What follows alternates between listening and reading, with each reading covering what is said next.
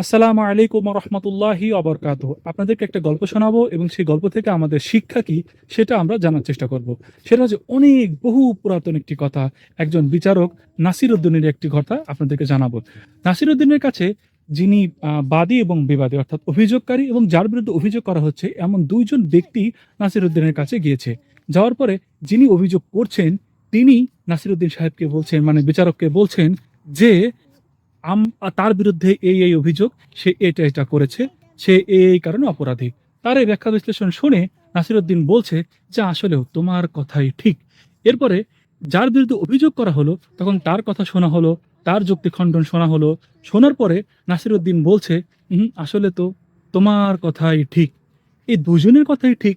এই কথাটা শুনে তখন নাসিরউদ্দিনের যে সহকারী ছিলেন মুহুরী বললেন, হুজুর দুজনের কথাই ঠিক হয় কিভাবে? তখন নাসিরউদ্দিন বললেন, হুম, আমার মনে হচ্ছে তুমি আমার বিজ্ঞ সহকারী, তোমার কথাই ঠিক। এইটা দিয়ে আমি কি বোঝাতে চাইলাম? এটা দিয়ে আমি বোঝাতে চাইলাম আমাদের মুসলিম বিশ্বের বর্তমান প্রভাবশালী মুসলিম রাষ্ট্রগুলোর কথা আমি আসলে বোঝাতে চাচ্ছি। যখন ইহুদি নাসারারা ইরাক, ইরান, ফিলিস্তিনি, ফিলিস্তিনি সিরিয়াতে যখন আক্রমণ করতে যায়, তখন আমাদের প্রভাবশালী মুসলিম রাষ্ট্ররা বলে যে তারা আক্রমণ করতে যাচ্ছে, তাদের যুক্তিগুলো এই মনে হয় তারাই ঠিক।